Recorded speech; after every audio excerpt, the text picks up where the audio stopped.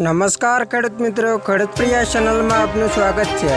આજે તારીખ 28 એપ્રિલ 2023 બપોરના મહત્વના હવામાન સમાચાર। ચેનલમાં નવા આવો તો સબસ્ક્રાઇબ કરી લેજો।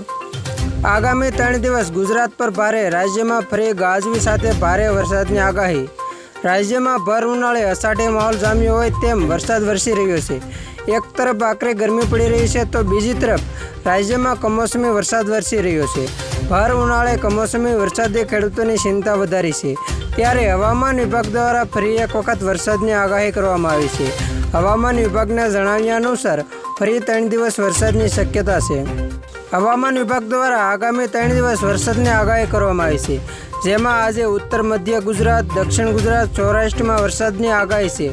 આજે બનાસકાંઠા, મહેસાણા, સાબરકાંઠા, ગાંધીનગર, અમદાવાદ, તાપી, રાજકોટ અને અમરેલીમાં વરસાદ વરસી શકે છે।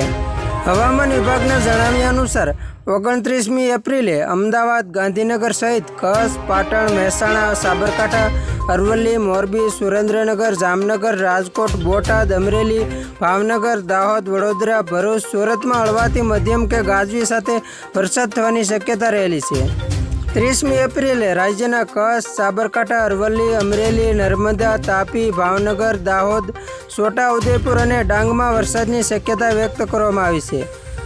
હવામાન વિભાગના જણાવ્યા મુજબ વેસ્ટર્ન ડિસ્ટર્બન્સની અસરના કારણે રાજ્યમાં વરસાદી માહોલ જામ્યો છે। આ માહોલ આગામી 5 દિવસ સુધી રહેશે। આ દરમિયાન 3 દિવસમાં 3 ડિગ્રી ઓછું તાપમાન થશે। હવામાન વિભાગની આ પ્રકારની આગાહીના કારણે હાલ ખેડૂતોની ચિંતા વધી ગઈ છે।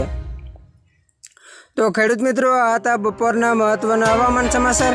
ફરી વખત મળશું નવી અપડેટ સાથે। ત્યાં સુધી જોતા રહેજો ખેડૂત પ્રિયા યુટ્યુબ ચેનલ।